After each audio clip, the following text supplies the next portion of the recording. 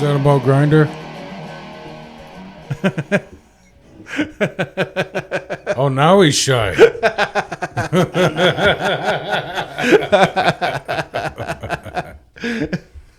I'll have to check it out. Yeah. Yeah. Tell us what you think. Oh, Okay. I was a fan of the Bang Bus stuff. I know it's not real. Like, if it was real, it'd be All like... scripted. Yeah, if it was real, it'd be like kind of a crime. But, yeah. I mean, they're giving someone a ride. Yeah. And money. Yeah. And they're banging. Yeah. It's all good. It's all win. It's not like they threw a bag over said person's head and tossed them in a van, right? Right? Yeah, It'd nope. probably be a lot more illegal that way. Right. Right. I mean, If you signed the consent forms beforehand, I'm pretty sure you're good. I would imagine there's an after as well, right? Probably like, are you sure? there is a thing called consensual non-consent. Well, we're not going to talk about that. Right. So I think maybe there might be a bag involved for shit like that. I don't know. And kick me in the ribs, too. I needed to feel just a little real. It's like, wow. Yeah. So we are the Aboriginal Outlaws. I'm Sugar Bear. Johnny B. I'm Joshua. All right. And we have the wonderfully sophisticated, yes, sir, the prestigious scholar here, if you will, Mr. Philip White Cree. How you doing, sir? Good. Yeah. And you will catch his ass around Clarkson University. Now, what exactly do you do over there, Philip? My official title is Coordinator of Indigenous Community Support and Outreach within the Diversity, Equity, Inclusion Office, and then I'm also an instructor of history under the Department of Humanities and Social Sciences for the last 3 years.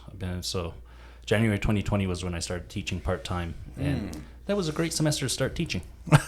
Yeah.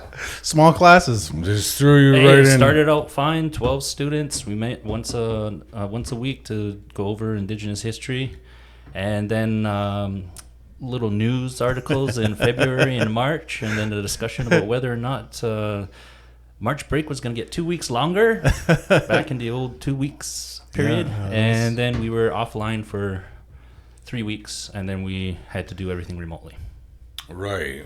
They for sure got on top of that remote thing pretty quick, though, right? Well, Clarkson is tech school, so like we were all technology, Zoom accounts and everything was already set up before it. So basically, it was like, can you teach via Zoom? And I was like, I think so. It's just turning this on, right? And boom, had my class on, and I did well. My other colleagues had struggles because obviously some of them are not used to teaching that way, and my class did all right, and they called me back and said, hey, you did something right. Student evaluation said you were a great teacher.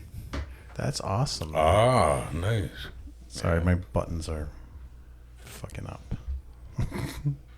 Always fucking something up. Enough about your buttons. Let's push some of Philip's buttons here. Yeah, that's what I'm trying to do. And Yeah. it wasn't switching over. So, how much of the student population would you say is indigenous? Clarkson is not the highest for indigenous population, Right. but it does have a Right. long history of indigenous students kind of being involved with certain things. So, like, coincidentally, Clarkson is actually the very first school in the entire world that was part of ACES, the American Indian Society of Science and Engineer.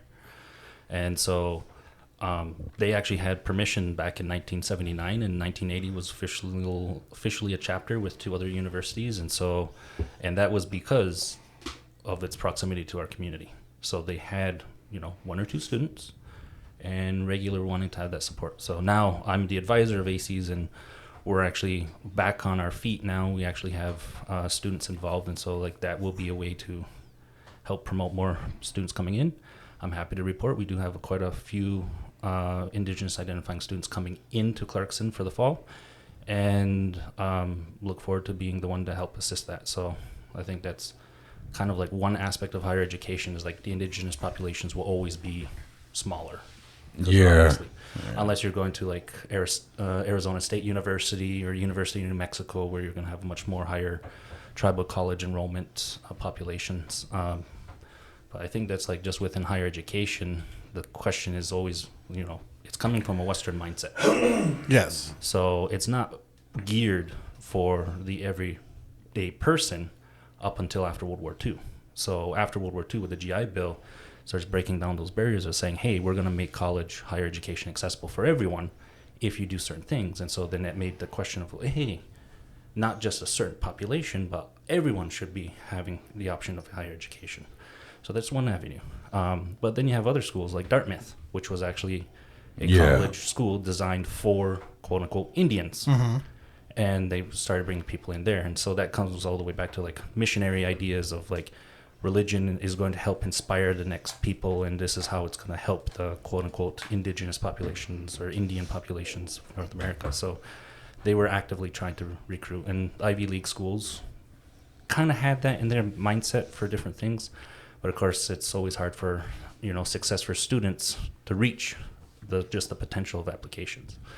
So I think that's just something for higher education for everything is just that question of, do you have everything from K through 12 to support you to be able to be eligible?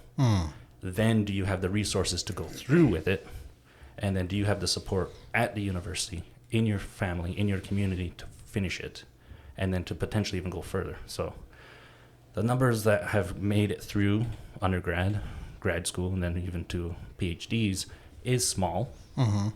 But per capita, I would say there's, it's not something to just dismiss easily. Like there are people who want to be definitely involved. And now I'm in the process because I am both staff and faculty. Yeah.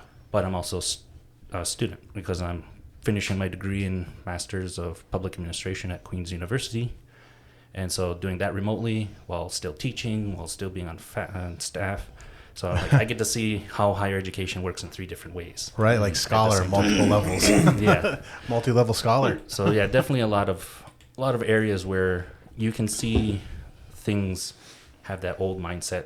Some things are trying to be moving forward. And then how it's like, a lot of it is like people just don't know. And they don't know how to support students. Mm-hmm. They don't know how to have meaningful dialogues with communities.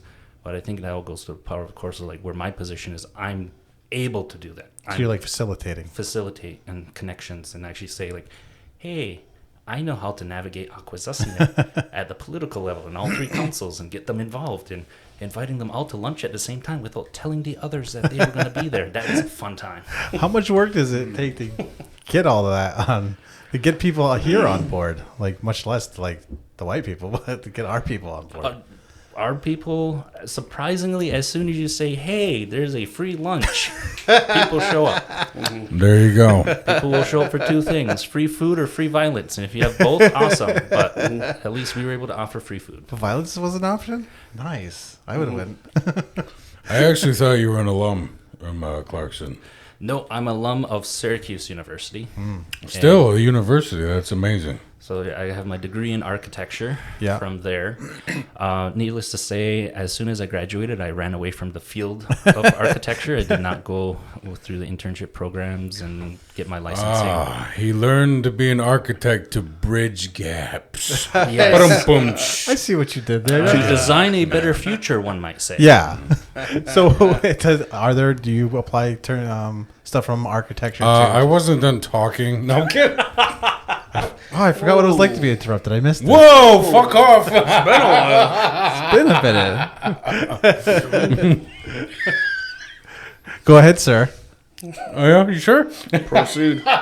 No, but for as long as I've known you, obviously education always meant a lot to you. And I remember in school, and I remember seeing you in the paper a few times, winning some awards and shit. And that was awesome. So what do you want our community to know about, like, trying to find an easier way to get into university? Because that's obviously, like, top tier, like, fucking education, right? So yeah. So I think one thing people need to remember is we're already well educated. Yeah. We're not educated in, like, the Western formal sense of, okay, you have this certification. That no, we have community. We have parents, we have aunts, uncles, dudas who all teach us different things. And so that's one thing that I always try to remind students when they're coming in is like, you're already an expert. Right. They're not used to you being an expert in the room. And that's why oftentimes you get a situation where, and I was in one of those before, where I'm in the classroom full of non-Indigenous people, and the non-Indigenous instructor says, oh, we're talking about this, and then turns to me, can you describe this? I'm like, it's not my job. I'm not being paid. But here's where I at least can prove that you are not as educated as you think you are. And I'll just give a small piece of it. And I think for a lot of other people that are going through school, especially Indigenous, is it sometimes puts you on the defense of like, oh, well, now I got to defend my identity, especially at a higher education, because you have an expert saying, well, you tell me about this about your culture. And I was in a position, not at school, but where I was rooming one time with 2 doctors, one medical, one non. And the PhD started saying, well, this is what happened in your past. And I was like, not mine specifically. My community, we avoided this and did that. So like, I was able to counter, but I could see that if a person did not already have that insight, you're going to feel like, oh, well, they know something about me I don't know. And I think that's one thing that we need to understand is we all have a piece of education. We all have some form we're an expert of something. And that is just by being here and experiencing life from being born to all the way where a person is at any one time. And I think that's where we need to take stock of that and say like, hey, we have an ability to think that most other people don't have. And that is thinking in a minority mindset, which means that there's something else out there that you can differentiate and then think about, okay, where's the primary dominant mindset that does not see me because they just assume that they know it all. And I think that's where, like, we joke around, we know a little bit of language, and some might not have the full language, but you have knowledge of how to speak a second language. You have an idea, thinking beyond that. Even when your dad is explaining to you, this is the word, this is how you use it, and even when you're joking around with your cousins, you're learning something that those on the outside do not know. And that's where I think most of our own community members need to be more aware of. You already have that.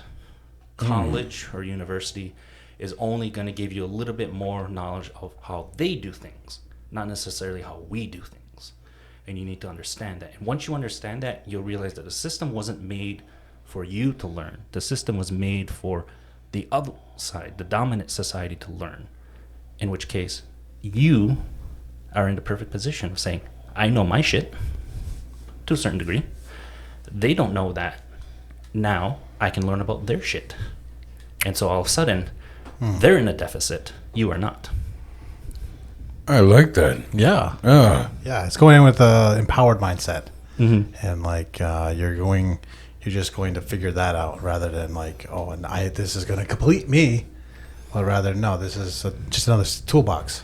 Yeah, just think of it as another set of tools, a set of tools that the outside knows and which you can look at. And this is something that we've done since the very beginning of, we look at something on the outside, we learn it, we adapt it. And I think that's something that Dr. Gregory Youngin, who's from, I think, Ojibwe, unfortunately he passed. He was a scholar of like indigenous identity, writing, literature. And one of the things he talked about was indigenous style, in which was not necessarily just fashion, but actually geared towards how do you talk about indigenous people talking about indigenous people, and even a little bit of guide of people on the outside. This is how you should be aware of things. And one thing is terminology. The other thing is that indigenous people are involved with things that is so far the outside of the dominant mindset that we adapt, we change, we shift, we go with the times, we roll the punches. We go through this entire process to survive to this point. We've gone through it. They haven't. And so that's why the dominant societies usually freak out when things are pressured on them. We're like, oh, okay, well, we've already gone through Mad Max. We're good. Right. we had an apocalypse already. Yeah. And some indigenous scholars say we're still in that dystopian mindset because, so much of our identity and culture has been attacked and exploited and used. And what's funny now is like the indigenous scholars who are now at the table, and actually the ones who are certifying other indigenous scholars are like, yeah, we've done our stuff. They haven't. They're still learning. And so I think that's why within our dominant within the dominant culture, indigenous identity can actually grow. As long as we understand that we come from a position they don't have, we have a position that many other groups don't have. But it's funny if you get two different indigenous populations together, one from this side of the world and one from the other side, we both have the same mindset. Oh yeah. Well, even like friends in like from Baltimore, like the black community, like it's not that different. Yeah, like when we watch any film or show from people from New Zealand, like that Taika Waititi, the reason why him and that Sterling Harjo can work so well together is because, we're the same fucking people, but they get to be in a nice, fucking exotic place. Yeah, let's trade. Awesome. I know, right? I love it. I want to go there, but it's such a long flight. I just don't want to leave. You just do a layover in Hawaii and you'll be good. Halfway there. Oh, that's such a good idea. I laid someone over from Hawaii once. Zing. Zing. So what put you on this education That track? fucking Afro Man song lied. She did not go IE. Yeah. No Afro Man fans? I am an Afro Man fan. We'll Not talk really. about him in a little while because he did something awesome recently. What do you do? We'll talk about it after. Why? Just because we're talking about education right now. Afro Man is education. Do you listen to Afro Man? Do you know who Afro Man is? Yeah. I know of him. Okay. Yeah. We'll talk about it The after. one-hit wonder. I mean, he's got a couple ones. It's got a couple. A couple hits. Tough fucking one-hit wonder. Yeah. Come on, guys. Get it together. Yeah, so what put you on this education track anyways? Sorry, Philip. We are a comedy podcast. Occasionally, we gotta be stupid. So who put me on my education track? Yeah. How do we Do you have any expertise in special education? Because we needs it.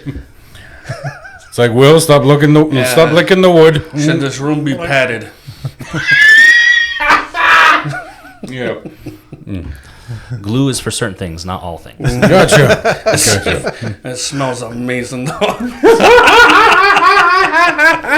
That's up north where we got good drugs here.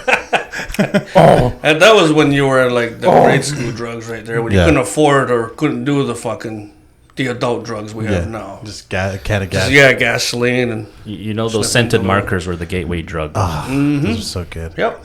I went to Messina High School, dude. There were fucking kids just crushing oxys in class. Yeah. They don't know the struggle. This younger generation. And the teachers be like, can I have one? Yeah. That's who you bought it from. That'd be fucked up, huh? Yeah, so what put you on this education track? Yeah. I think it was just my family. Like Yeah. my dada actually made it to college without actually finishing high school. Back in the Wow. good old days where a letter of recommendation was good enough to get you in the door. Nice. So she did education, teacher's college, and then my mother was nursing college. And so, like, for me, it wasn't if. It's like, okay, which one are you going to? Because now you need to decide. Is you're about to start high school, and I'm just like, I guess architecture or archaeology. I don't know. I guess architecture. Just like the way the arc sounds. Yeah, just it's going to start with an A, one way or another. Arc welding? I don't know. One Oh, of them. man. So they just raised you like an Asian. You were 12 and you're like, what are you doing for a career? Oh! Yeah, I was one of the kids that they were Really? like, "Hey, this is a computer," and I'm like, "Okay, cool. This I can do things on here," and that's basically computers and books, and wanting to get the hell out of high school as soon as possible. So therefore, I was like, "I'm gonna do whatever I need to get out that door with no questions asked." Yeah. And so basically, geared my whole self towards university. Went through CCVS, so graduated from Cornwall. I did not do the victory lap, which other people were like, "Oh, are you going to do the victory lap?" I'm done. 4 years is more than enough. I do not want to be here. What's the victory lab? I don't know what it is either. Ontario, you can do grade 13, which is, you just For the tards? No, I'm kidding. no, you do that to just basically you can do your AP credits. You can basically start doing college credits and kind of easier transition to university or college. So it just boosts your grades when you're taking just electives in your senior year, and all of a sudden your grade point average goes up, and so therefore you look better on the application. So grade 13, some people do. I was like, no, 12, good enough for me. I'm out. Went straight for it, right? So I applied, Computer glitch. Said I was not going to graduate on time. So two universities were like, okay, well, see ya. You're not accepted. Third one's like, hey, your application looks good. Why is it saying you're not graduating? I will talk to my guidance counselor. Yelled at him.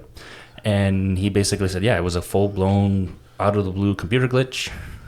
They were willing to accept me, so I did my first year at Carleton University, got in there, and they did not get me into the architecture program. They put me into like a holding pattern, and me and a bunch of other students were in there, and so we were all trying to get into the architecture program. Tried a second time, did not get in, so I was like, oh shit, now what do I do?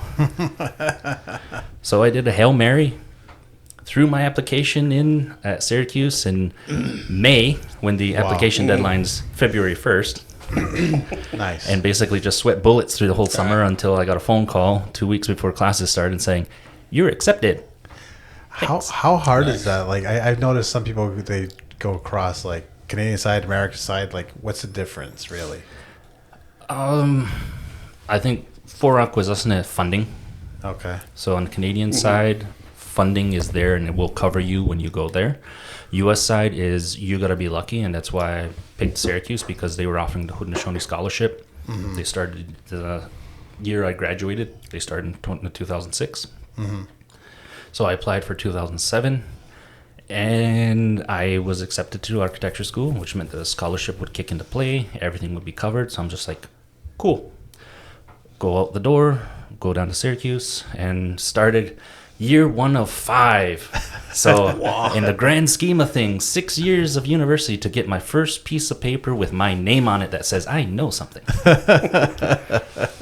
So 5-year program, 5 years of architecture school, and as we sometimes joke, architorture, because it is, of the schools, they usually say architecture is like one of the hardest. It's right up there with pre-med and pre-law and architecture school, because in theory, if you get your professional bachelor's in architecture after 5 years, you are now formally educated to start working in an office and work up your hours and eventually get certified to become an architect. So in theory, you don't need to go any further in education.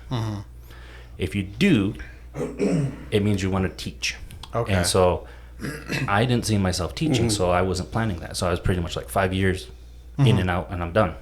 And so that was my journey through Syracuse, and had a lot of ups and downs. Yeah. But I think one aspect of Syracuse is because it's central, and right there with Onondaga, that was the other draw. I was like, hey, Onondaga, I'm right there. Like, you know, if I get homesick, there's, you know, community there. Yeah. And I actually did. I showed up at the Onondaga Nation office a few times, and they were just like, who is this kid? It's another Mohawk that wants to move here. Not necessarily. I was just saying I was in the neighborhood. I'm applying for housing. Huh? But I think the best part was there was a bus that was going that fall from Syracuse to Onondaga from Syracuse to Albany for the Onondaga land claims. Okay. So it was a hearing, and I show up to go on the bus, and they're all looking at me. I'm looking at them, trying to smile and wave. And first thing they ask, who are you? And I say, I'm from Akwesasne. They're like, where's the other Mohawks? Without skipping a beat, I said, they only needed to send one. They all cracked up laughing, and they were like, all right, you're in. Oh, so you're an activist as well. I just show up. If that's activism, cool. It is. It counts. Especially for the court, because when we actually went to Albany, they actually said they moved to the bigger courtroom because they didn't expect that many people showing up. So I was just like, hey, I'm taking up space. So cool. This is activism at its best. And so, yeah, I listened to the Onondaga land claim hearing, the oral arguments, and the judge didn't know how to proceed because the Onondagas were saying they wanted acknowledgement but not title of the lands. And it scared them because in U.S. court, it's always based on the idea of, you know, it's property. It belongs to somebody. But they weren't asking for that as property. They were asking for acknowledgement and be part of a conversation. And the judge had no idea how to deal with it. And neither did the state. So it was a lot of things, and it was just oral arguments. So we just heard them submit it. And then later on we went to Ganajaholege, and just had like a little debrief. And that is when I was introduced to the Onondaga saying sugar for salt. Oh, yes. In the language. I like that one. And I was just completely scratching my head when they're saying, pass the ojikeda. And I'm looking at the salt and pepper, not knowing what they were talking about. But then I slowly moved over. I got it, but it wasn't a quick reaction. So they're like, what's wrong? You don't speak? I was like, you're saying it. I don't see sugar. So, so we had conversations like that. So I think that's like part of it is like being there, being with other Haudenosaunee students at Syracuse, kind of like it was a community. And I think one of the things that really helped there was shout out to Regina Jones. She was kind of the Indigenous coordinator. She eventually got a position of like assistant director of diversity within the office. It evolved for her and like gave her recognition for what she was doing. And she just recently retired, which is bittersweet because it's like, it's good that she retired, but at the same time, she was the Duda to everybody that went there. And she made a point to basically get to know everybody, whatever you needed to do. And like she really invested in any Haudenosaunee students. And I think just that idea of like what higher education, what can education do? And I think it's having people who in those positions that can just be that ear, to be that voice of reason, to just have that assistance to students, because when they're in a whole different area and a whole different environment, they're surrounded by a bunch of people who don't really know their identity to an Indigenous student.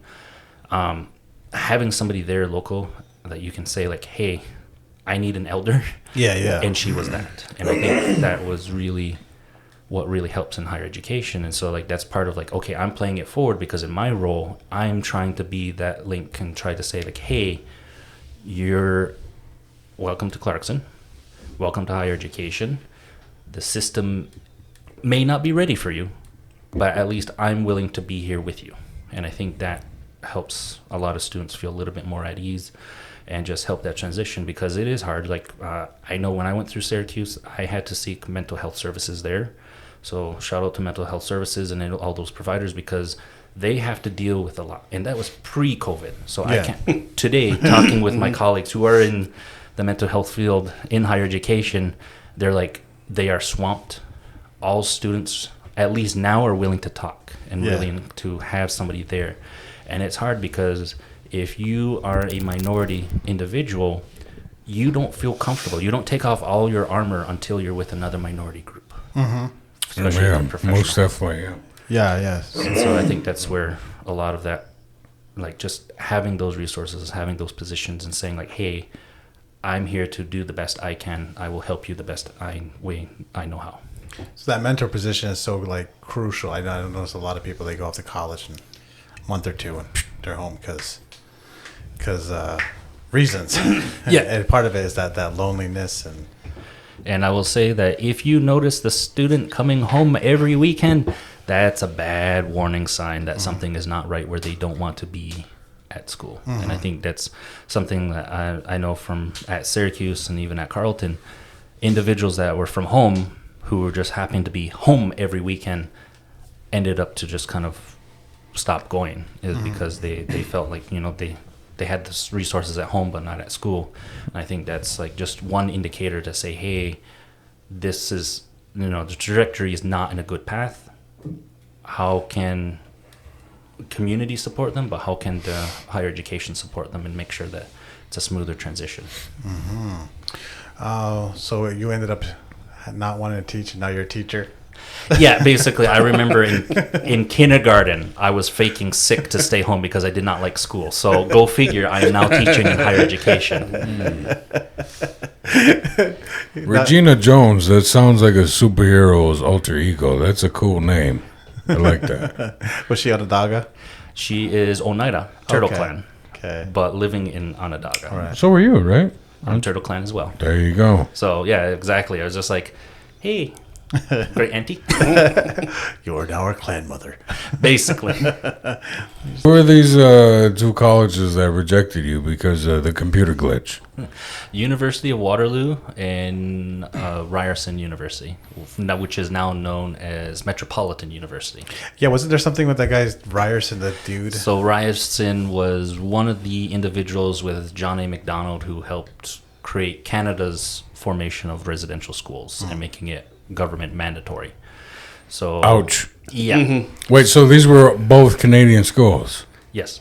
Yeah. Well, I hope those bitches get slapped with a fucking cheese curd for rejecting you, motherfuckers. Well, Waterloo backed up BlackBerry, and well, we know how BlackBerry has went now.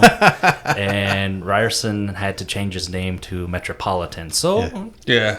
Probably a good karma thing. got back to Probably that. a good thing you weren't there. Yeah. Adolf Hitler University just doesn't sound good anymore, does it? AHU. But anybody who got into that art school before him, Yeah. I would love to go to Adolf Hitler University. I'm like, you know what? The food's nice. I do love the fucking Schnitzengigels. I bet their fucking their leather jackets are fucking amazing. Yeah, the uniforms are on point. Fucking Hugo Boss. It's like, you know how the Indians feel about red and black, so here I am. We're really into eugenics, though, so. Yeah. it just gave racism a bad name all around. Yeah. Because that was the funny part is, like, with the history of higher education, everybody was really rooting for eugenics until the Nazi party ruined it for everyone. All right. Some of them I think some of them are still on board. They just don't talk about it that way. It even got to the point where the Navajo Nation said, you know, the swastika, they do it in the reverse direction. They actually passed their own resolution saying they will never use this symbol again because of what had turned into. So, like, you know, they were willing to change to basically say, yeah, we're no longer associating with that, even though it is part of our traditional values. We are moving beyond that. Way to ruin a good symbol, guys. Fucking douchebags. Why couldn't you pick the fleur de lis? That would be the French. Well, French and Germans don't like each other? No way. I say we take it back then. Yeah. We probably Really? could. We already have the red shirts on. Yeah.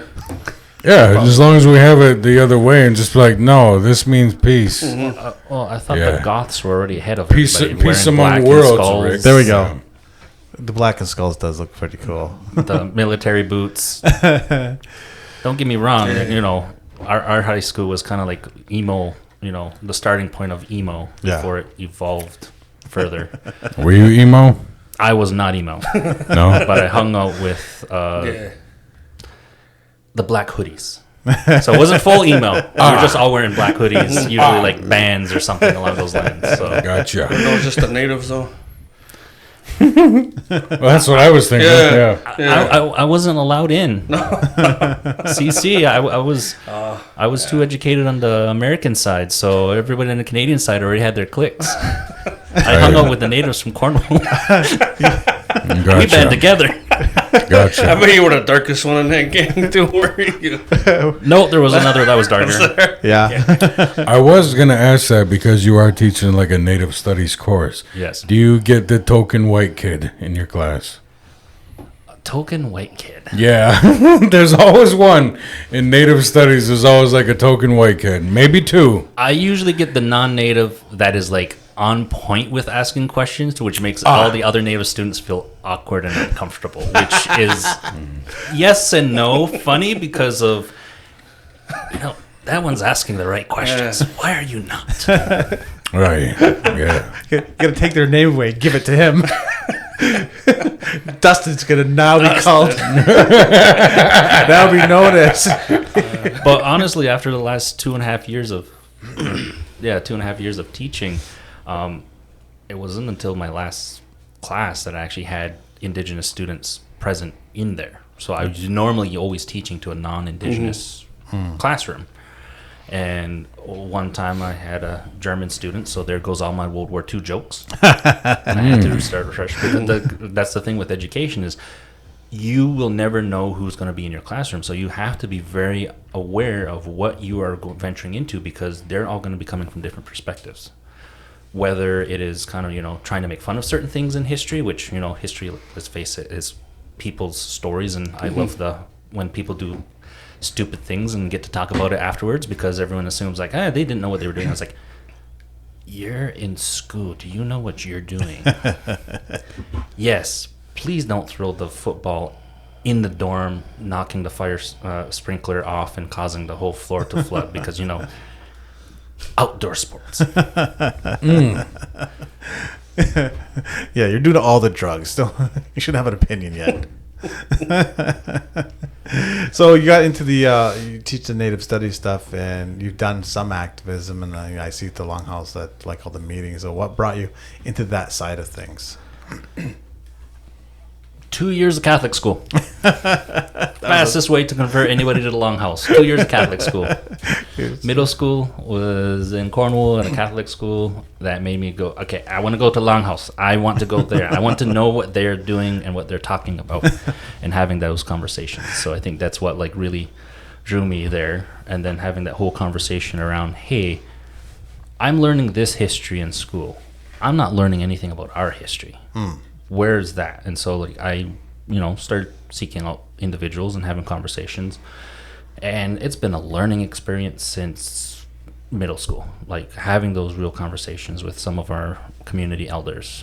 And when I say elders, I don't just mean old people. Like some people in this community are very knowledgeable in certain areas. And I think that's where we need to be more asset aware of like people have their expertise in different areas. You go to them, you learn, and you understand and you acknowledge that. And so going through that, and definitely like high school pretty much started saying, hey, I should be reading these books about our history because I'm not learning this from school. So I guess that's what kickstarted my own reading hyperdrive of reading all our books. Went through all the Fadden books, went through everything else through the community, and basically everything I could get a hold of. And what I kept on running into was there wasn't a lot written about us that was easily accessible. So having to go through that, learning about the wampum belts and basically saying, okay, this is our version of history. Here's the things that it remembers, talking to the Faddens. And I got to know them and actually had conversations with them and basically learning about the wampum belts, talking with other people in the community, Daryl Thompson, Richard Mitchell. And so like the ones who are actual wampum keepers, those who are in positions of the tradition. And so like really tapping on them and saying like, hey, what's this? How is this going about? And so I think that kick-started it for me in high school and being involved with going to the Longhouse because I was not raised that way. I had to actively seek it. And the fun part of that was when I got to change my name. I had to have that conversation with my dada and say, hey, dada, why did you name me and not the clan mother? She's like, oh, well, I didn't know how that went. So, of course, acknowledging of, people are learning. And so I had a conversation with her. I was like, I'm going to have to go through the process, go to the Turtle Clan mother, have a Mohawk name, put through the Longhouse. And she was okay with that. I was like, okay. So I gave you Gunaluck Dio as growing up. And anybody who's known me since I was 12 or under know me as Dio. Because that was the name I taught myself. Will knows this. Yep. And so that's a taken name. Yeah. By like 100 people. Exactly. But it was mine. It was special for me in my class. Was I not the only Dio back in school, Will? I'm just now learning that your dodo was turtle. Yeah. So that's interesting. Okay, yeah. We're not going to go there. But no, we're not. Oh my! Someone just learned. Shut the fuck up! No. So I went to the clan mother. Went to Delia, and I asked Delia, I need to have a name put through the Longhouse, and this was in high school. And I was like, it needs to end in Dio because everybody knows me. But I need to keep one aspect of it. I'm good. She's like, fine. So she goes through the book, and she's like, thinking, go ahead, Dio. I was like, okay, what does that mean? Makes a good earth, makes a good garden. I was like, okay, cool. She goes and so you're fertile. So she goes through the system. All of a sudden, 2 people had that name registered with Mohawk Nation. Oh, was she upset about that? She's like, fine, we're going to make it formal for you. Lohet Dio. He makes good earth. There you go. Basically, modernized it. Gardener. There you go. So I had that name put forward in the Longhouse, publicly announced. So by our process, it was a formal name change. Yes. And here's the public record saying who I am from this point forward until I want to change it again. Yes. It's And in the be flexible. spreadsheet. Yeah, exactly. The sacred Excel file. Yeah, exactly. The special folder that opens up and has your photo in it and the name written on the top. How old were you when that happened? I would say like 16. Ah. That's fun to get marched out there when you're cognizant of reality, right? This is weird. Yeah, so they acknowledged me, my mother, my sister, because we were never named through the Longhouse, and so we got through. And so then that point forward, I was like, I'm in the system now, and so that's why, like, anyone else, I will say, it's okay. Names are, traditionally our names are fluid. Like, you change from who you were as a baby to who you start growing up into and who people acknowledge you as. Like, there's titleship and ownership with that happens throughout. So it's not necessarily why should you always hide behind one. That's kind of boring if you ask me. I'm happy having multiple names. Our traditions are so fun. I know, so much more fun to live in. Gotta love those aliases. And so that was kind of like, okay, I followed the process, I learned about our traditions, and so I started showing up for different meetings, the nation level. I remember my dada telling me a long time ago, of like, yeah, there's 50 chiefs who meet all the time in Onondaga. I'm like, okay, cool. Look behind the curtain. It's only a handful of chiefs that occasionally meet in Onondaga. Gas is expensive, man. But apparently, even to the point where some of the title holders fall asleep in proceedings, which is absolutely hilarious when they need to be caught before they fall on the ground. Right. And then also more fun when it's at during the lunch hour, because then they're like, all right, we get down to business now. Do we all agree? Okay, cool. And then we all go for lunch. And in the cookhouse in Onondaga, I was there, and one of the elders, one of the title holders was saying, bragging. His daughter is half Cayuga, half Seneca, and he's very proud of his daughter saying that.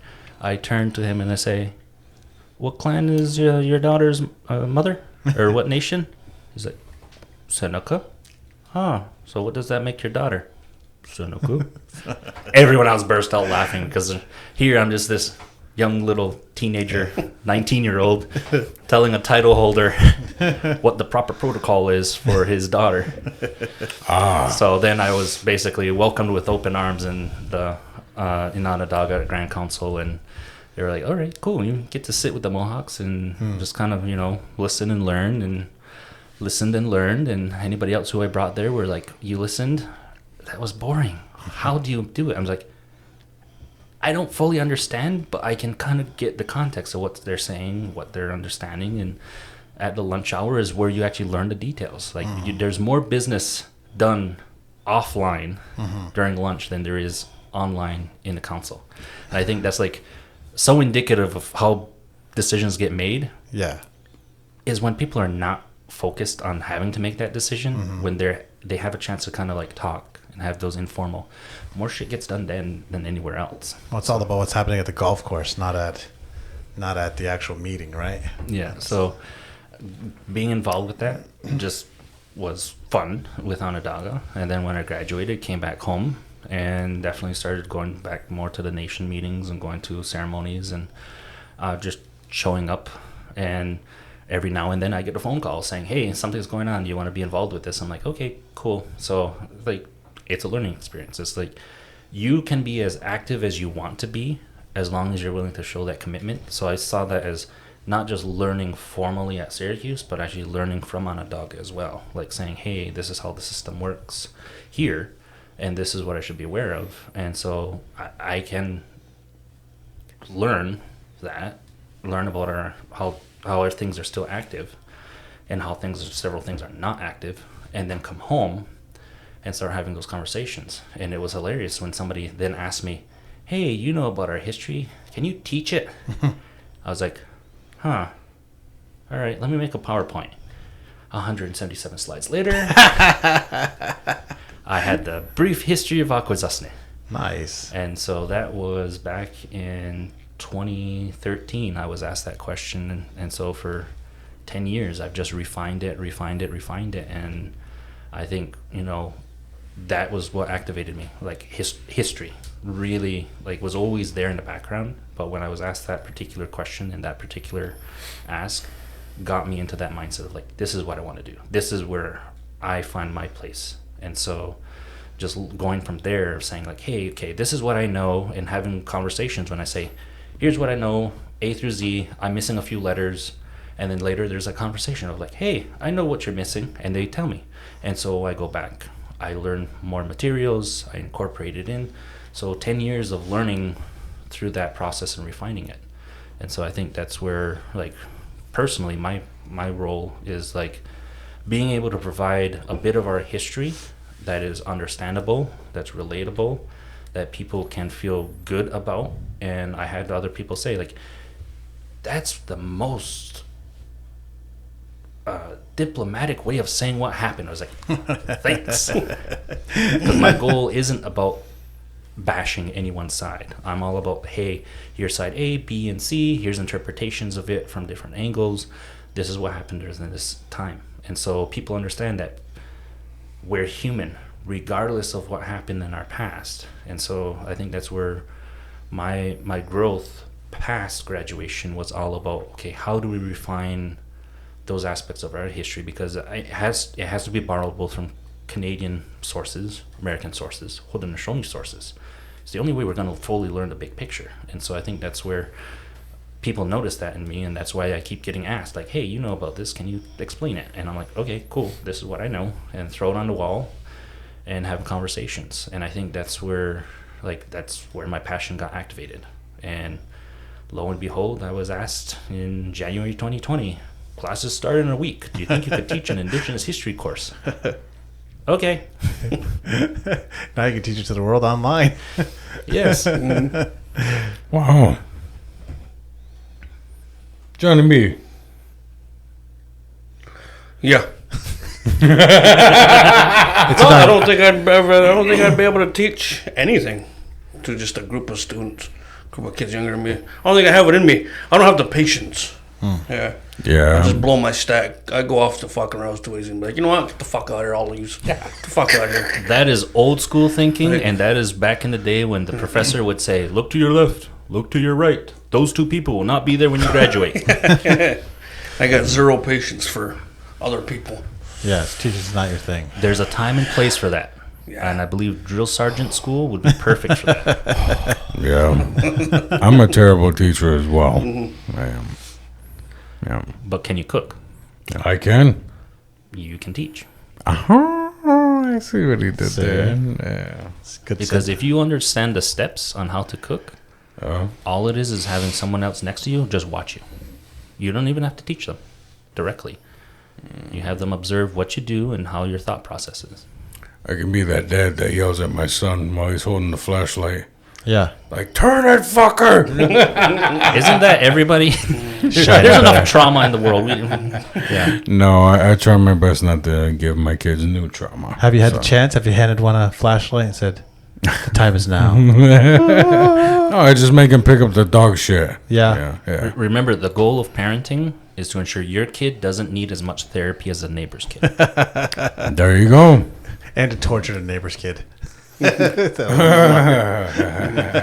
if it's the cousins. Yeah. As long as I'm not raising a shooter or a stripper, I'm good. There you go. What's one of the most surprising things you find when doing your research? School shooter?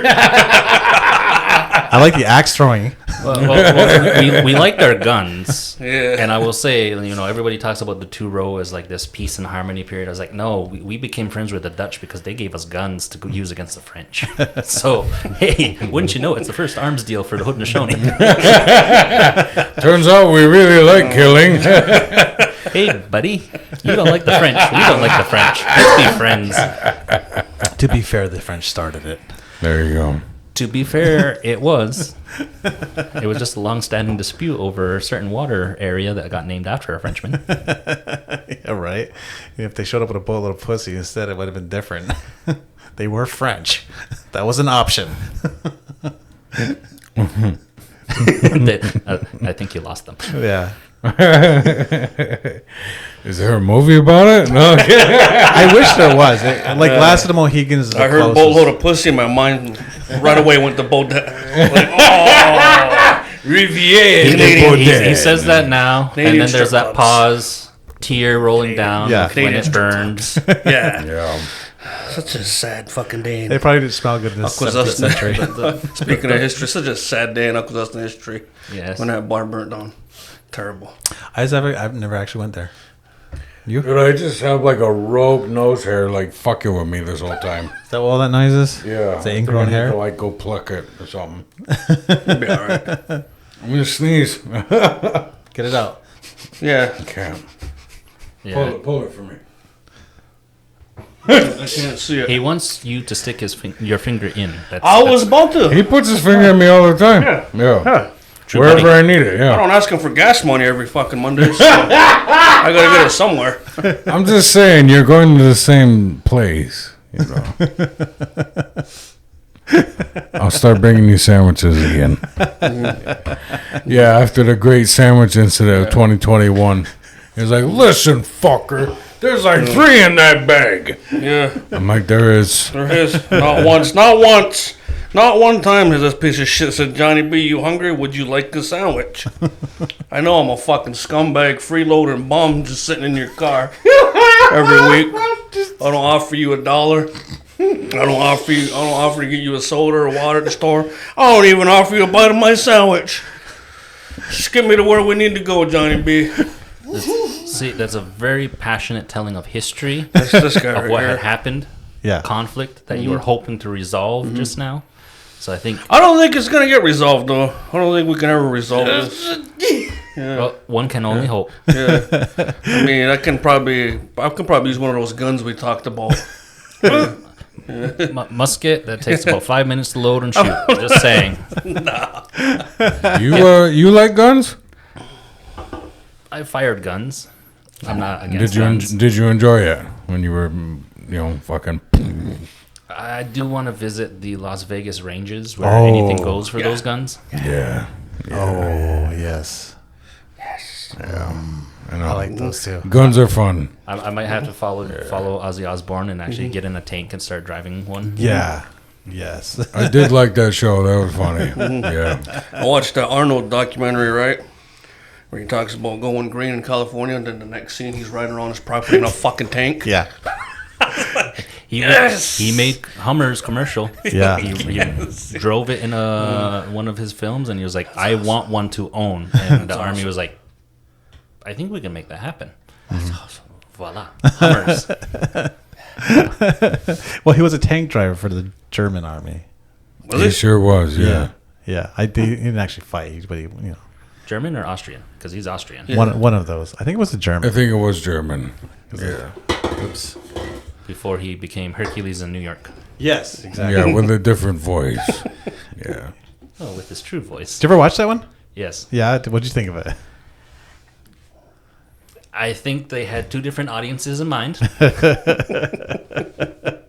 I remember seeing it as like a teenager, and they're like, "What the fuck is this?" And I remember watching it and watching the whole thing, and like Arnold's this whole superstar in my head. So what's this movie I never heard of? Because this was the 90s. So 80s. It was his first one. well, I watched it in the 90s. Oh, okay. I was like, I saw it on like cable or something, and I'm watching it, and I was like, "This is so weird."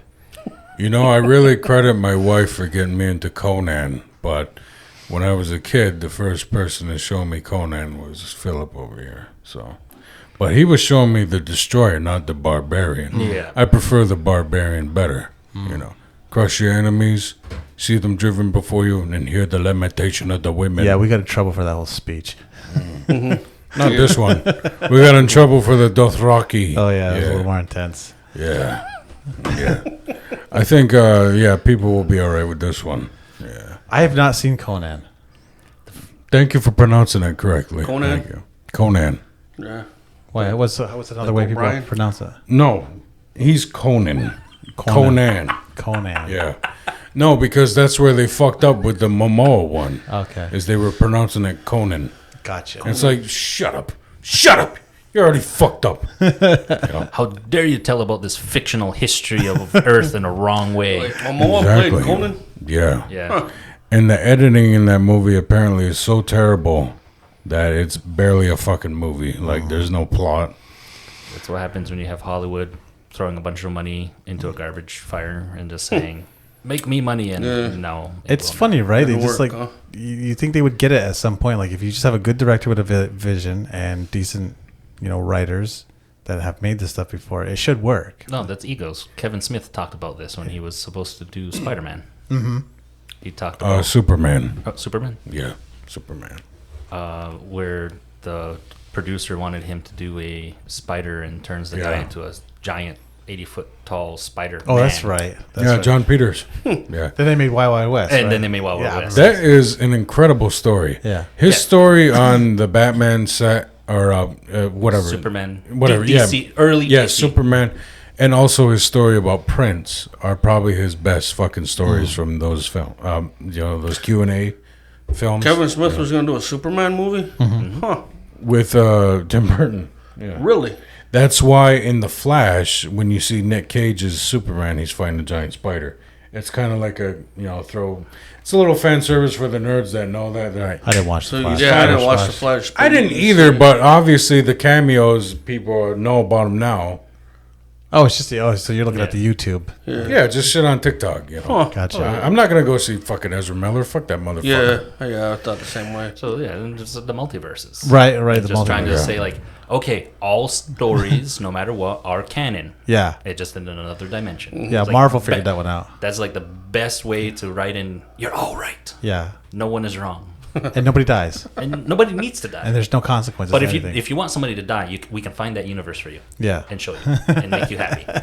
Yeah. You think they would have, like, the multiverse stuff kind of breaks the movies. And it broke the comic books, which is why they don't do it that often. Yes. And I think that's why, like, historians are in, like, the same boat. Because it's, like, realistically, historians are here to try to tell a narrative. And people always like to say, well, this is how I think it should have went. And this is how it could have went. And, like, everybody starts putting things in. And it's like, okay, honestly, we're not really sure. We just have this thing that's carved. And we call it a religious item. But we have no idea. It could be a piece of a comb for all we know. But, hey, it has an image on it. And so, like, that's, like, between archaeologists and historians, we're all trying to make up a story. It's just an ancient sex toy. They And where exist. is it? Those it's are probably very- religious or Ancient something. butt plug. No, actually, that is real. Those are real I things. know, that's why. The best is the Peruvian drinking pitchers. They're all different sex positions, There you go. but they don't like to show them in museums because people freak out about those in a museum. Because Puritans suck Yeah. and made everything boring. Huh. Yeah. It's what happens when the Puritans moved over to Amsterdam and it was just too liberal for them and they had to go somewhere else. So what's one of the most surprising things you found out about our history? That like Our history is, it's the same exact personalities arguing about different events. It's as if, I'm reading some things about some individuals and I'm like, oh, shit. That sounds exactly like so-and-so. And I'm like, show somebody else, like, that's what they said and this is what they did. Oh, yeah, that does sound like so-and-so. See? Right. People act the same way. It's hilarious because it's like, okay, well, what would happen if you dropped us all back in 1700s when you had to decide between joining the French or the English? And once you know it, a bunch of young guys were like, hey, whoever pays me the most, I'll fight for you. All right. So which historical figure, where did you find yourself in the past? Oh, I will never divulge that. Oh my gosh. Come so, on, so it man. happened. I think I'd be busy humping. Yeah. Yeah. You, Johnny B? I'm probably not even alive. I probably tripped over a rock and hit my head or something. My life expectancy was like fucking 12 years old. Like accidental fucking death. Yeah. You get taken out by that one sliver. Yeah. It's just fucking like flesh-eating disease and just fucking. My finger hurts 2 Yeah. weeks later. Yeah. There Or maybe you I was the first victim to diabetes or some shit like that. Yeah. This mystery disease that hit the Indians. Yep. That would be smallpox wave 8. That's me. Yeah, right.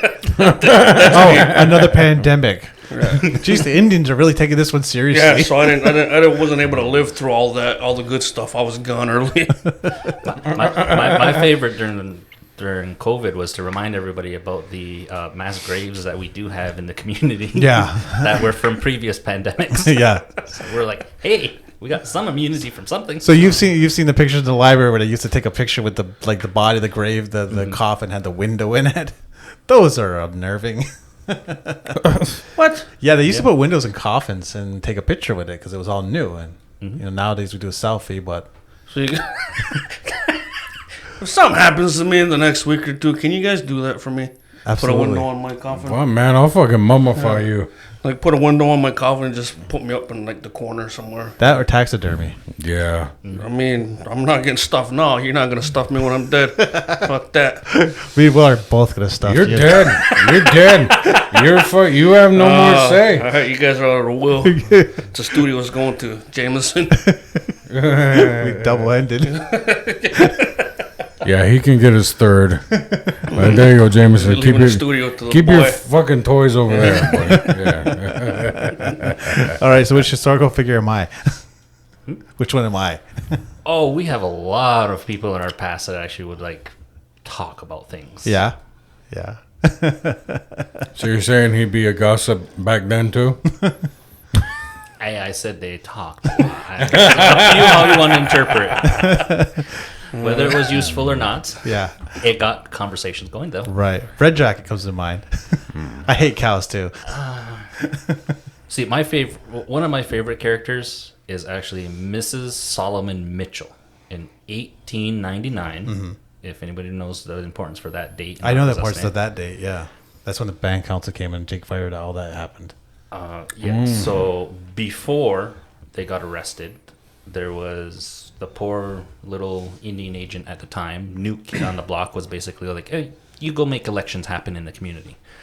Because we already were doing elections. That's the thing. People got to remember, between 1890 and 1867, where the Indian Act came into effect, we were grandfathered in. It basically said if there's an existing council, you recognize them. Until there needs to be a new member, then you just vote person in. So actually, we did a few votes beforehand, before 1899. People got upset because they felt like, well, how dare you vote this person in? I'm not going to give up my position. And so all of a sudden, they started saying, we're against voting. And so it turned into this really back and forth. It's like, who's in charge? Who's in charge? Who's in charge? No way. And yeah, I know, right? It sounds so new. The community divided as to who's in charge never would have happened. But in 1899, we have the Indian agent trying to do a vote in the village, and you have community members that are upset about having a quote-unquote vote happen. And so they go in, they threaten the Indian agent, they throw him in the voting box in the school in St. Regis, they lock him in, they rough up the 2 Dominion police officers, and they go running back to Cornwall, and the crowd's all there happy that they used violence to solve the problem. And then you have this 89-year-old woman with a cane walk up to them at the front of the school and scold them. She supports the old way, but does not condone violence, and this is going to have consequences. And shortly thereafter, the Indian agent called in the cavalry and basically wanted to arrest what he saw as troublemakers, and then led to the unfortunate incident with the loss of Jake Ice. So it's prophetic, but at the same time, she understood that this isn't just a black and white story. Yeah. There's multiple things that were happening, and basically scolded them like, this is not the way we should be doing things. And then the best part, which I absolutely find hilarious, is the 3 New York State trustees showed up in the village and were like, yeah, we're against voting too. And the crowd turned to them and basically said, get back to your side of the line. Yeah. And they went back. They scurried. And so, it's almost as if the same questions were asked in Akwesasne today, if that would not happen pretty much the same way. You have people there gathered for violence, realizing, oh shit, there might be consequences, and unfortunately there was. So I think we need to remember that. It's like, things are not black and white in our past. Everybody was doing what they could at that moment with as much information as they had to make a decision that they felt was in the best for them and their family. And hindsight's 2020. We can look back and say, "Oh, well, they made a mistake there." Well, what do you think? Farmers and fishermen. That's basically what they were trying to do to survive. And I think that's where we miss that when we talk about the past. We always glorify it as saying, they knew what they were doing. And I'm like, no. Yeah. We were all just figuring it out as we go. And I think that's like, for historians, is basically reminding people, yeah, we're better at predicting what's going to happen because we already know the stories of what has happened. And so we can basically say, Spanish flu lasted about 2.5 years before they got that under control. Oh, wouldn't you know it? COVID. How long did that go from an emergency to no longer a state of emergency? So I think that's where, you can have the best ideals of like how people react. Historians are the ones who basically look at the record and say, this is how everyone has reacted in the past for these things. And I think that's like in the discourse of history is trying to ensure we don't forget those, but also understanding that we're all human. We're going to make mistakes. We can't just glorify a past when the past itself wasn't as glorious as you think it is. And I'll say anything before 1900s is going to stink regardless. Without modern sanitation, everything stunk. Yeah. So people always forget that for their we past weren't all history. just covered in muscles and No, actually, my favorite interpretation there is, how they always say that the Mohawks were these big, huge Arnold-esque specimens. And that's what all the paintings of Ganawagi look like. I'm just gonna say, I'm like, our men back then were probably huge arms, skinny little legs, because you're canoeing all day. You're not running the field. So we look like Amish. Basically. Like, yeah, you can carry a whole canoe on our back, no problem. But yeah, skinny little legs, because we're used to just moving that way. And like all our songs and everything that people sing, and they're like, oh, it's like marching. I was like, is it marching or paddling? Like you see this in some of our older ceremonies. It's like a lot of references to paddling, not walking. It's all about, because everything for us was transportation, was canoes. We loved it when the beavers dammed up the waterways because you didn't have to walk it. You rode your canoe through it. So it used to take no more than 5 days to go from Mohawk Valley up the mountains to Akwesasne, down the Raquette River. So it was not difficult to travel. And I think that's where we kind of lose that sense of like distance and location. And realistically, if you really look at it, with all the canoeing and everything that happened with our waterways, like we had full access to things. Like we did do some sorts of vacations.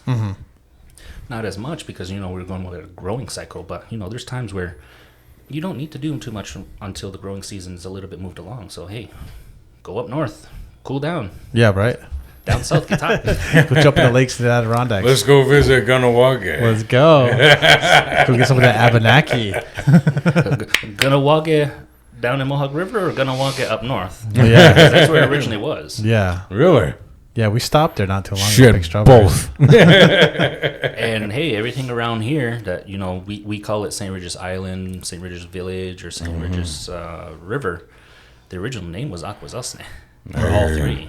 So that's one thing I like to ask the Dudas. Hutsque, what's the name for the St. Regis River in the language? They don't know. Because to them it's always been St. Regis. And when I show them some of the old maps and basically his phonetic spelling of Akwesasne, like, would never have thought that. And so just like for history, like that's one sliver that has survived. Yeah. And where we can actually have that discussion.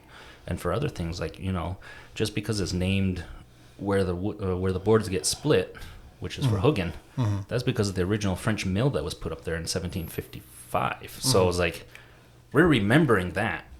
But that's not necessarily the traditional name because, before the mill, what was it called? We don't know. So things change. Yeah. Well, even Fort used to be called French Mills back before it was Fort Covington. Well, this would have been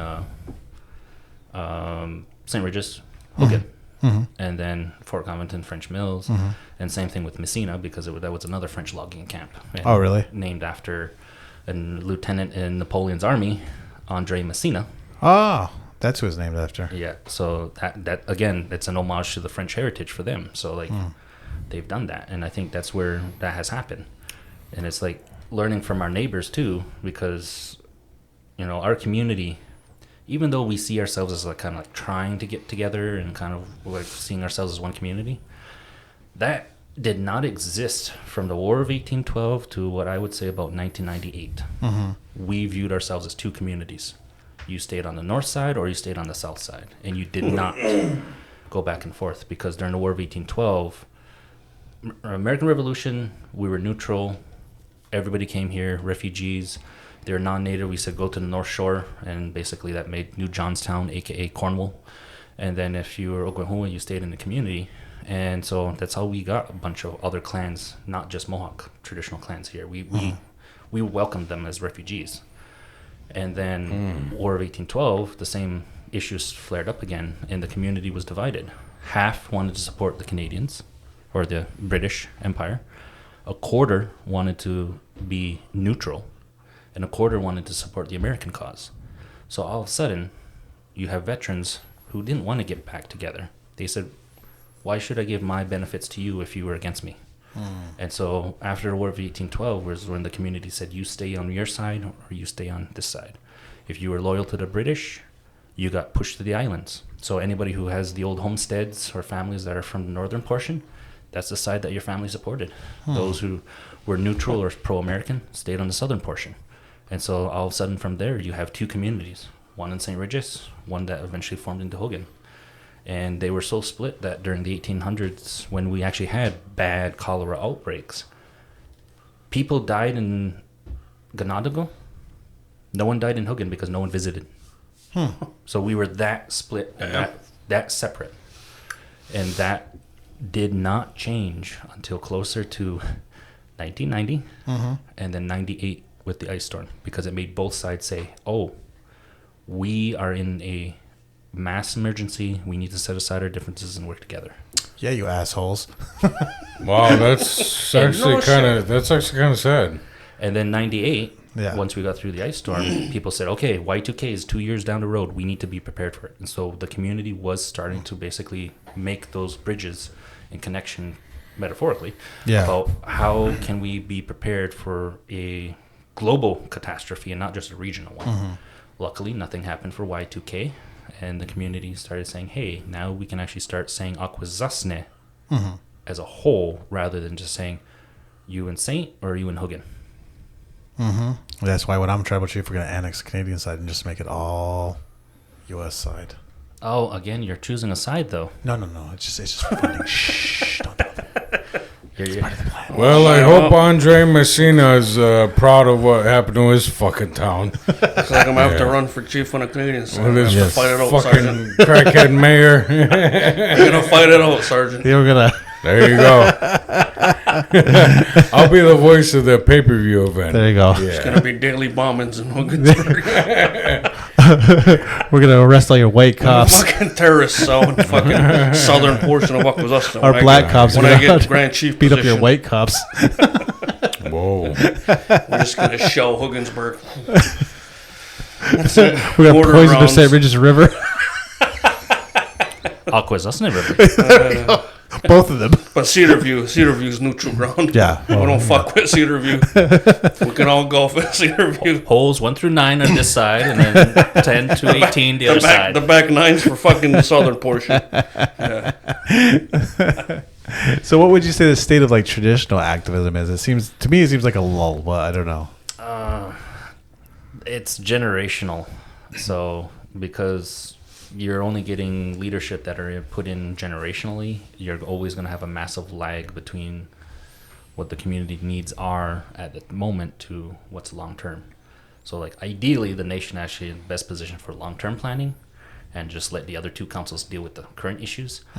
And I think that's where in Akwesasne we're functional because we have 3 that are gearing towards helping the community. In other communities you either have 1 or 2 that are fighting like cats and dogs. Here they're at least cordial. generally of the time. But unfortunately, we're heading to the New York State land claim, so that may throw a wrench into the whole system, because all three went to court separately, and the judge said, wait. You're all arguing the same thing. You all join together. And then all of a sudden the judge said, you work together. And that's what put everybody in the awkward position of like, now we have to talk and we have to work together. Otherwise, if one says no, it's a no-go. So with the latest offer, we will see how the community is going to respond, because all three have to go through their process to say whether or not the community accepts or declines it. And that's where the New York State claim, there's other land claims, and that's a whole nother can of worms we can get into, because yes, I was the acting manager for a period at the Aboriginal Rights and Research Office, which was involved with the education of the Dundee land claim, Jigglestisla. What's your take? If you don't mind saying. If it's a little crusty, don't worry about it. The issue is it needs to be for the community and not be political. And I think that's where people are losing that mentality of what was the original idea. And all the land claims were about top priority, getting land back under our jurisdiction and control. Part two was getting reparations for whatever damages have been incurred from everything of that loss and use of lands. So then the question is, what are we using the proceeds for? And ideally, there should be a set idea as to like, what is it trying to heal the community from? And if you lost lands and you lost culture and language according to those lands, then the priority should be getting those lands back and language and culture, and not just viewed as a piggy bank for whatever we might need today. Well, that's you could piss away $100 million really easily. We can put $1 billion into our health system and we would still need $1 billion in one. Yeah. That's just, it's a black hole for money. Yeah. But it is a community priority. Right.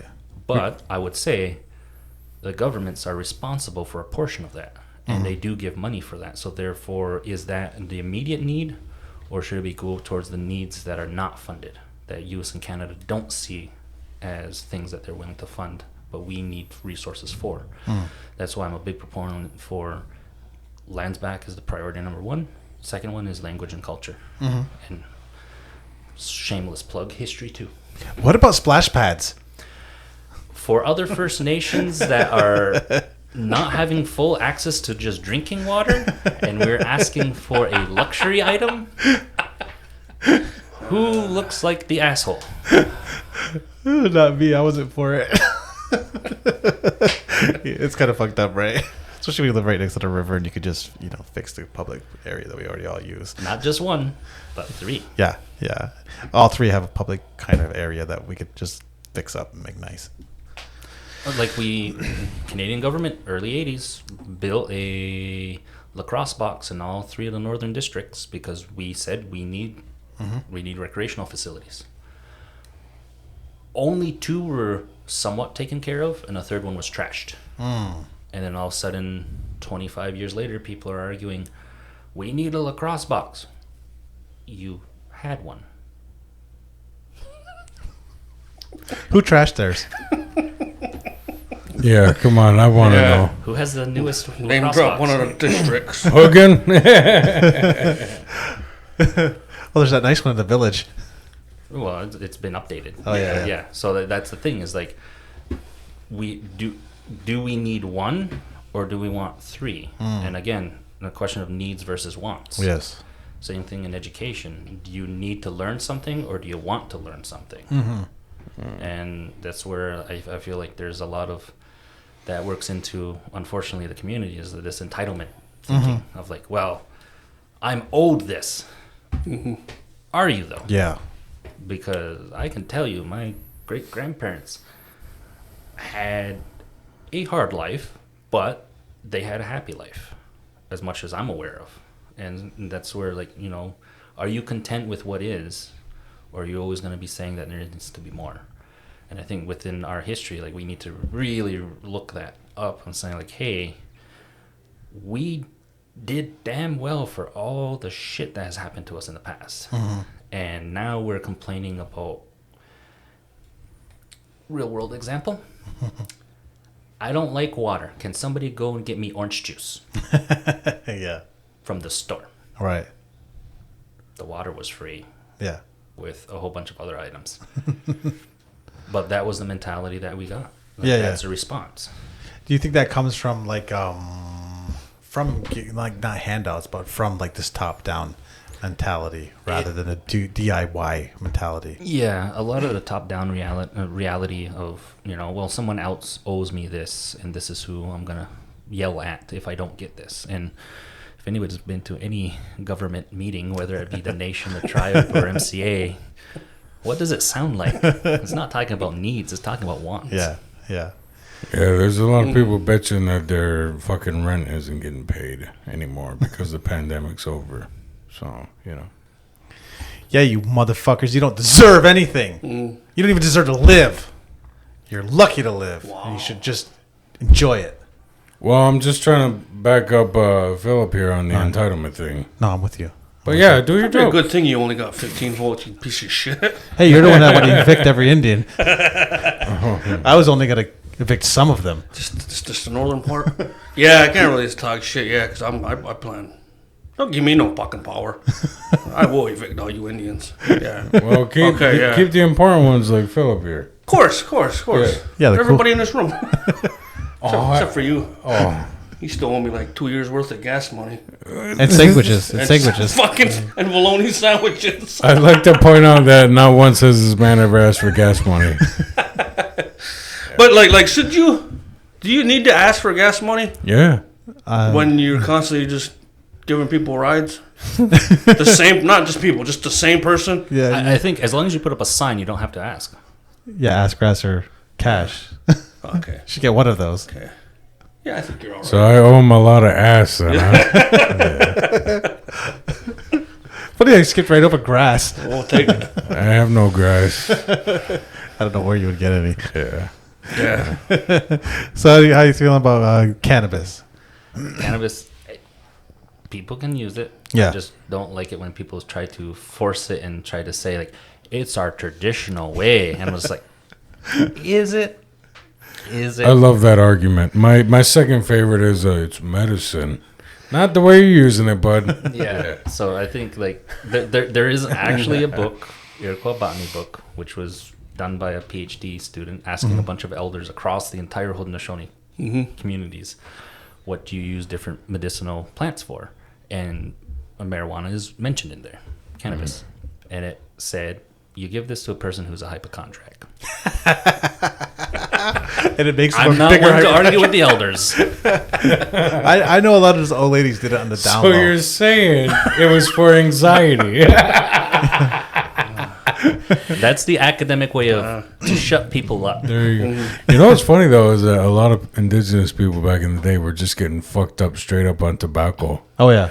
Like they had this device, big like wishbone looking fucking thing, goes right up your goddamn face, and they would just burn tobacco in there and get high on nicotine. But like I was just Nicotina rustica. those are fucking like ancient whippets. They're just oh man. I think you should bring it back, Will. Yeah.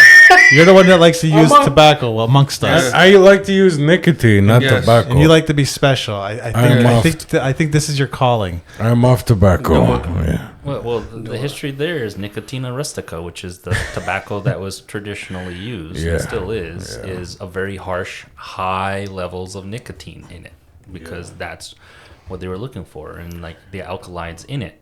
Any culture that knew where alkaloids are is what they used for medicinal issues. And, you're starting to work with the body chemistry. And so that's what you're using it for. And the issue is when you have it in traditional teachings, it's meant in a way to be used in a very particular context and setting and has a lot of little R ritual to it, which means that there's a process. And the entire process is to basically help the individual, not with that immediate need, but the long-term needs of whatever they're seeking it out for. So I think that's why being aware of what alkaloids are used by different groups, and especially indigenous populations, because they knew where the local alkaloids are when the natural world, where to use it and how to use it. They have the history, they have everything there, and that's where all our oral teachings are based on that aspect of like, this is why you treat it with respect, because it can go very wrong very easily if it's not. And the problem is, we took a page from Western thinking, which is commercialize it. Yeah, unfortunately. Because if you look at the history of, there's one book, Sacred and Profane, where they talk about tobacco and chocolate. They both got introduced to the other side of the world at the exact same time, and how the two different trajectories went for it. And basically it came down to a lot of weird coincidences to how it evolved into today's version of alcohol, alcohol too, but tobacco and chocolate, and how it's used across the world today. So what kind of other cool drugs? So there was ATC before ATF. No, I'm kidding. What other cool drugs did we have in the past that you've come across in your studies? In the West Hemisphere, which is North and South America, there's a lot of groups that actually had some form of alcohol. And it was very much used in a very sacred manner. I'm sure fermentation was figured out by people. Yes, fermentation was figured This out by a guy lot and of his people. fucking jellyfish water. That's from China, sir. It's kombucha. Did you declare it? It came from a spaceship. How much shit did our ancestors have to go through that was like really did not give up on how to use tobacco? Like people were just probably just being so mean. They were just like, will you cut that shit out? And finally he came to other people and was like, no, what you do is you light it on fire and then you... And they're like, that's what you've been fucking doing this whole time? And they finally tried, they're like, hey, you're onto something. Let's go tell the village. My favorite story is in the Carolinas region. There is a form of pokeweed, which is highly toxic if ingested. But if you boil it 3 times, it actually is a very nutritious soup. Who's got to figure that out? Exactly. How many people and how desperate are you to be that you took a toxic plant and boiled it not once, not twice, but 3 times to figure it out it's healthy for you after that? I feel bad for the guy who figured out that 2 wasn't the number. He was like, shit, write it down. One more. Write it down. It's like, okay, don't boil it twice. Let's try it. Let's try one more time. Now that is determination. See, and that's what we forget about is like indigenous teachings and traditions is all about learning about those stories and incorporating them and kind of transferring that knowledge. Might not always be written down. There are written forms in North and Mesoamerica, but there's other ways of like oral history of like keeping aspects of it aware so that people know down the road. Like you can even look at all the fairy tales that we hear from Europe today. A lot of those are based off of stranger danger, beware of X, Y, or Z because these are going to kill you. Like that's what's embedded in them. But you know, we just hear happy-go-lucky little story about 2 little orphans in the woods. Yeah. But those were there about translating that information. Yeah. We had the same idea with a lot of our stories. That's why I'm like, I love our traditional stories because there's aspects that are like, yeah, this is actually talking about sex. Yeah. But your Dada will never tell you about that. And do you really want to have that conversation with your Dada? But your Dada had 3 baby daddies. She knows all about it. Oh, my dude had more than that. Okay. So having those conversations and trying to figure out what, where the information is coming from, what's encoded, and then what aspects were lost. Because one of my favorite stories is like from 1720s. There's a Jesuit who's going through the different Haudenosaunee villages, and he says he spots men dressed in women's clothing, multiple of them, acting like women. He was just confused and very upset. And when he talked to them, he was like, "Why are you doing that?" They said, "Well, it's in our creation story." But if you ask any traditional person today about the Haudenosaunee creation story, they'll never mention anything about trans identity, because it was one thing that was lost from everything that we absorbed on the outside about this is something you don't talk about. Well, you see that in marriage all the time as well. Yeah, and we see a lot of those aspects of like, you know, new things that kind of get incorporated in and kind of like get massaged in, and then all of a sudden we have an argument in English over the traditional meaning of X, Y, or Z. And I'm like, yeah, we already lost that argument if we're arguing in English, just saying. But that's the issue. The issue with history is you're dealing with what fragments are left, and you're trying to piece together a coherent narrative. And without all those pieces, it's very hard for an individual. But our traditions always said we work as a group. Everybody contributes what little pieces they know. And when you have a gathering of a bunch of people coming together, you have a much clearer picture. There's still always going to be pieces missing. That's regardless. That's just history. But I think that's where we need to be very much open, that in the concept of history and the concept of education, there's always room to know more. And there's no version of purity in the past. It's pure, unadulterated, this is the way type. And oh yeah, there's early examples of warnings of incest, warnings of BDSM in the creation story, but we don't talk about that. we should. Sounds way that day at Longhouse would be way more fun. You piqued my interest. Let's hear the BDSM thing. I was going to go there. I'm glad you went there because I do remember that there was they found figures, I think in Cherokee country, and they're like pornographic figures. They're like smoking pipes and stuff, and they're like, doing all the things, threesomes and yeah. So I think our idea of sexuality has been so like morphed by very strong reinterpretations through outside influences. And I think that's like historians, we always deal with this. It's like, yes, we love oral history. We try our best to validate it with other points of information. From a historical point of view, we try to say nothing's really valid until you have at least 3 independent sources to try to, say that's what happened. Sometimes that's not enough. And so like with historians, we always take the position of, this is what we know so far based off of what information we have at this time. In the future, we would love to have more information, but we know that this is the best we can. And I think that's something that a lot of people forget about is people are using what they have at that time. And some people bash on like, well, we want to stay away from pan-Indian ideas. I was like, at that time, that was the only thing people had. We had to relearn what it meant for our identity to have X, Y, or Z. And that's a long-standing struggle, because when you have a person coming up with a new idea or a new concept and trying to revigorate it, people are first thing to say, no, that's not what happened. It has to be constantly reinforced until other people say, hey, I found this data and it kind of matches yours. I think this might be something. And I think that's what we lost, is that we used to be very open-minded. And we actually took a lot of solace in having debates in a meaningful way. We would have discussions as to, what does this mean? Well, I think it's this one, or it might be this one. So that's why in some of our traditional teachings, there's a lot of interpretations, because people took the time to talk. And nobody was taking the position of saying, it was only this way. That's not our way of thinking. Our thinking is collective. And so what? A person, when they hear a story when they're 8, is going to hear a very different meaning from it when they're 20 or when they're 40 or when they're 80.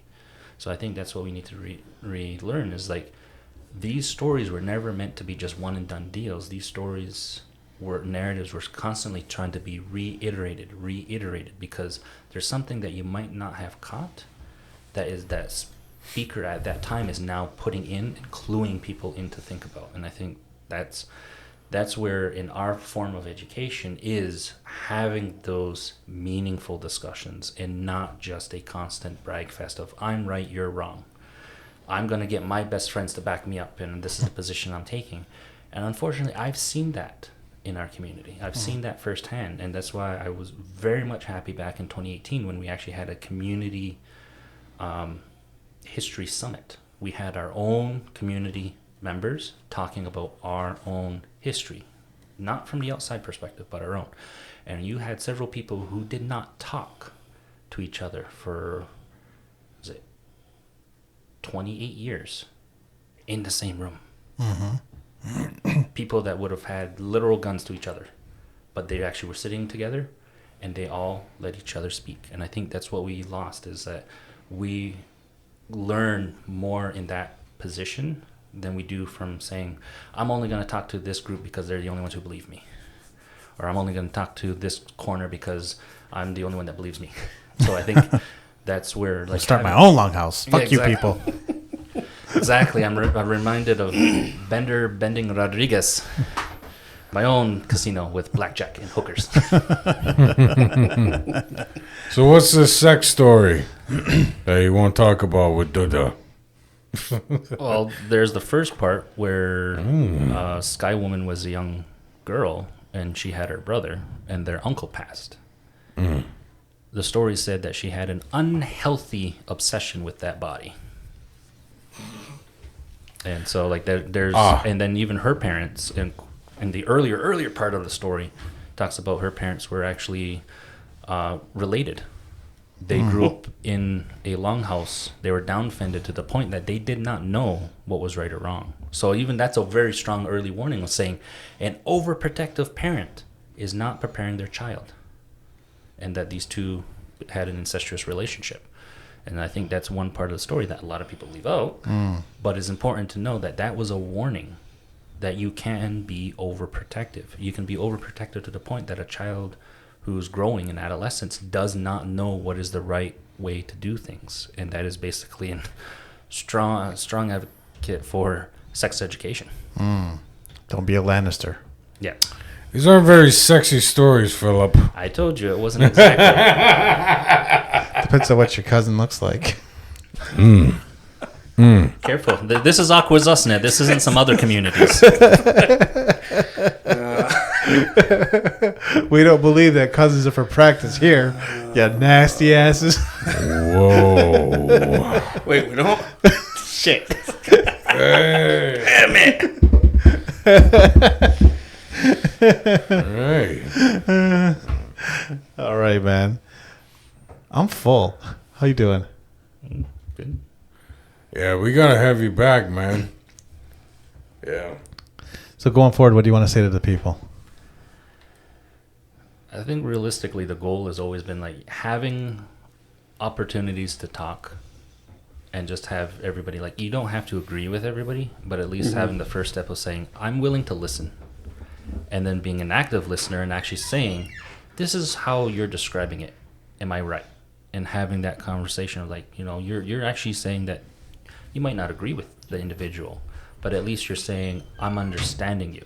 And when I did community consultations, which were very much not going to be very helpful, and like some people start trying to be antagonistic towards me, at the end, I was shocked when a certain community member came up to me and said, who's very well known for their ideas and positions on things, said, all right, I heard you. I don't agree with everything you said, but I appreciate what you said. Right there is validation of, like, I'm doing something right, because it was not confrontational. It was basically saying, here's the position, here are the options, here's the best to my ability, the context. Up to you to now make the further move. And they basically, I just ensured that they had a right to know, and they knew to the best of my ability. And I think that's one of the things in our community we need to really build on, is having that discussion, being willing to listen, and having an opportunity to actually have critical discourse, where to really be critical is being a coach. You're telling a person, yeah, I see where your skills are. I know how you can be better, and this is what I recommend. And taking that and actually building off of it.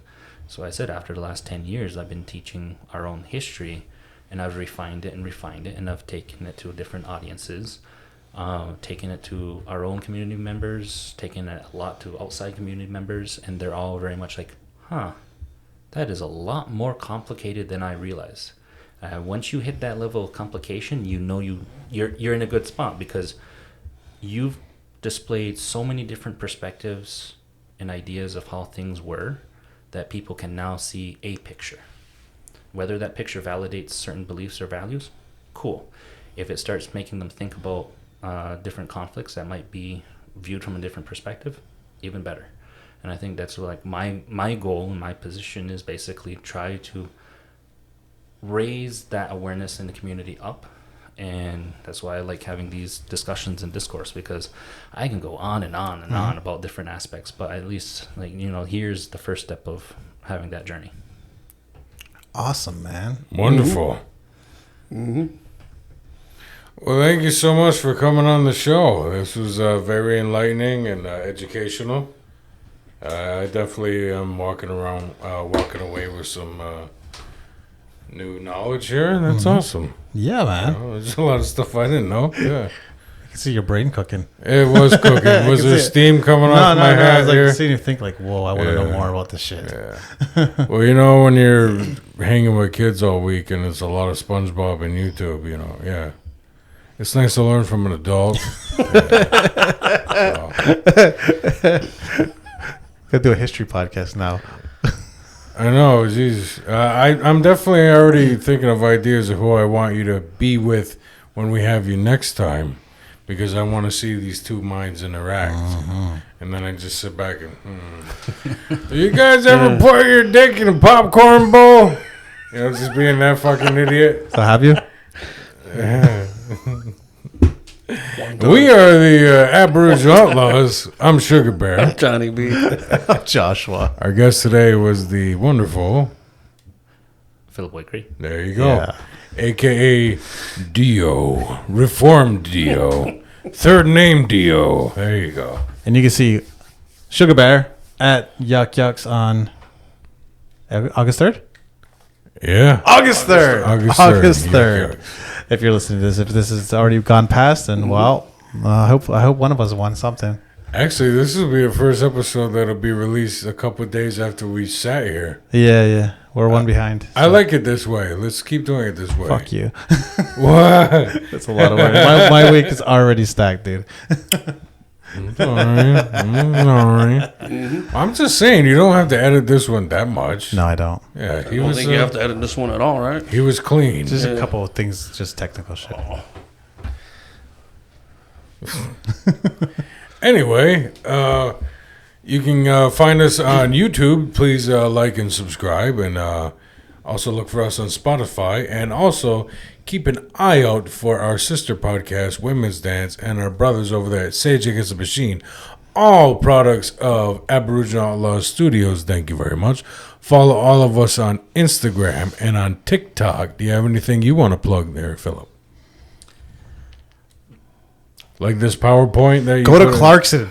Go to Clarkson, yeah. Do you have anything that you had uploaded that people can find? Maybe an article or a video or My name, you can Google me and pretty much find the few things that are floating around with me. But yes, I would definitely say, go to your local library and ask questions and see where those are resources. And then look at the age of those resources and say, is there anything newer? Maybe you should write a book. That'll be my history thesis. Nice. There you go. Alrighty, man. Okay, well, keep an eye open for something written by this fella here. So, alrighty, bon voyage.